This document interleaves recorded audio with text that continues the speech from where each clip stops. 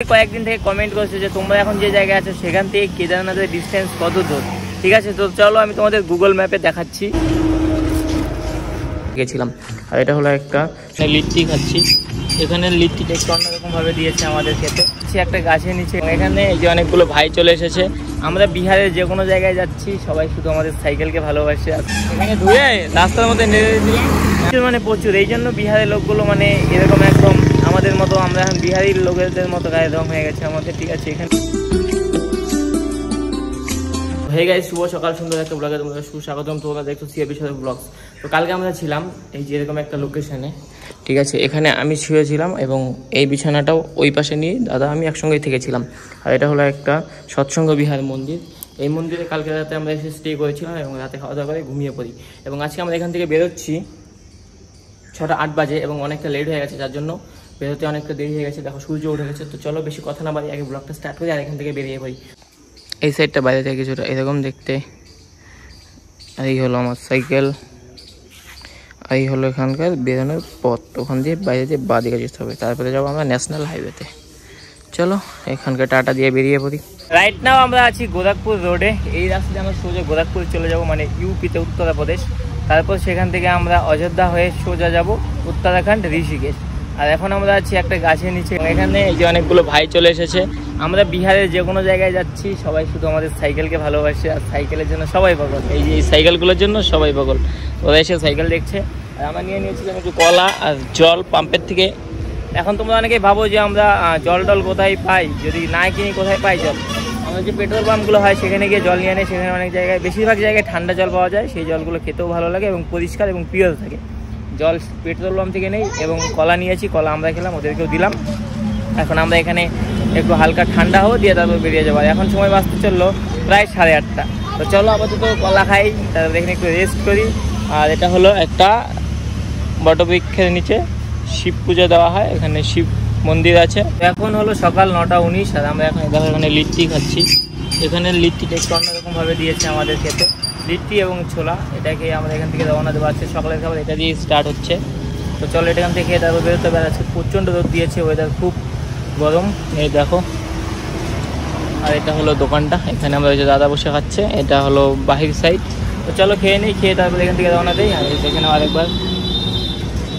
সকলেই কয়েকদিন থেকে কমেন্ট করছে যে তোমরা এখন যে জায়গায় আছো সেখান থেকে কেদারনাথের ডিস্টেন্স কত দূর। ঠিক আছে, তো চলো আমি তোমাদের গুগল ম্যাপে দেখাচ্ছি যেখান থেকে আমাদের ডিস্টেন্সটা কত দূর। যেহেতু এখানে পাহাড়ি এলাকা, তার জন্য গাড়ি বা অন্য কোনো লোকেশনে দেখাচ্ছে না, শুধু পায়ে হেঁটে দেখাচ্ছে। এখানে তোমার ডিস্টেন্স আছে দেখো 1056 kilometre. Your location to Kedarnath, যে পায়ে হেঁটে রুট একই, বাট ডিস্টেন্সটা তোমাদের দেখালাম যেখান থেকে দূরত্বটা 1056 কিলোমিটার। আর এই দূরত্ব কমপ্লিট করলে আমরা পৌঁছে যাব বাবা মহাদেবের কাছে। আর আজকে হলো আমাদের 8ম দিন, 8ম না দাদা, আজকে হলো আমাদের 8তম দিন। আমরা বিগত 7 দিন আগে, মানে 8 দিনের মাথায়, বিগত 8 দিন আমরা বাড়ি থেকে বেরিয়েছিলাম। এবং আমরা এখন আছি কিছুটা এরকম লোকেশনে। এই দেখো এদিকে যে দাদা বসে আছে, পুরো গরম লেগে গেছে দাদার। আর এদিকে আমাদের সাইকেল, প্রচুর গরম এদিকে, প্রচুর মানে প্রচুর। এই জন্য বিহারের লোকগুলো মানে এরকম একদম আমাদের মতো, আমরা এখন বিহারি লোকেদের মতো গায়ে রং হয়ে গেছে আমাদের। ঠিক আছে, এখানে যে এত রোদ, ওরা এই রোদের জন্য, এদের রোদ এবং এখানকার পরিবেশ, জলের যে জল, যে এত পরিমাণে জলগুলোতে আয়রন, এত বাজে। আমাদের ওখানে কলের জলটাও খাওয়া যায়, এখানে একদম বাজে। এইসব আবহাওয়া পরিবেশের জন্য ওদের অবস্থাটা এরকম। যাই হোক, এসব সব প্রকৃতির দেওয়া একটা গিফট। এখানে যতদিন রাখবে ততদিনই থাকবে। তো যাই হোক, আমরা এখন এখানে বসে হাওয়া খাবো, দিয়ে তারপর একটু পরে এখান থেকে রওনা দেবো। আর দিয়ে আজকে খাওয়া দাওয়া করতে হবে। এখন বাজতে চলো 10:37। সামনে জায়গাও খুঁজতে হবে খাওয়ার জন্য, মানে একটা ভালো জায়গা যেখানে আমরা রান্না টান্না করতে পারবো, ভালো জল টল ব্যবস্থা আছে, এই আর কি। গাইজ তোমাদের আমি এখন কাঠবেড়ালি দেখাবো সামনাসামনি। দাদা ওয়েট।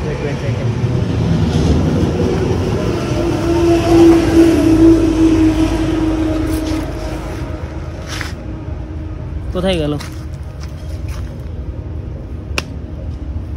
আচ্ছা, কাঠবেড়ালি দেখলাম।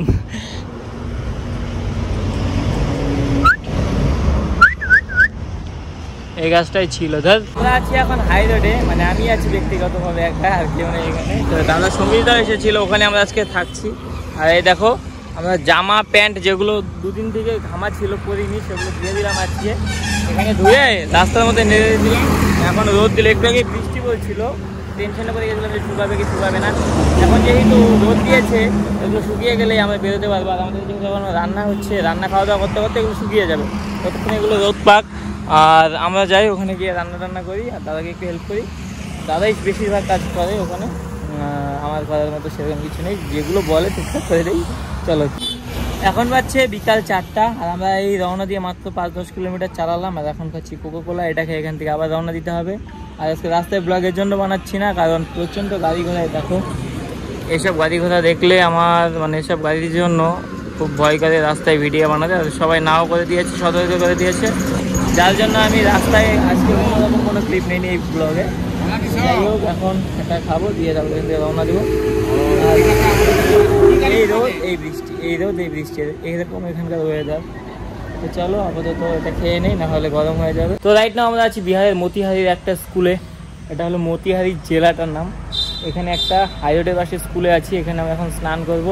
আর ওখানে জামা টামা খুলে রেখেছি। আর এই হলো এই টিউবওয়েল, দেখো কলের বাইরের অবস্থা দেখো, জল কি আয়রন আয়রন, এখানকার সব কলেই আয়রন প্রচুর পরিমাণে।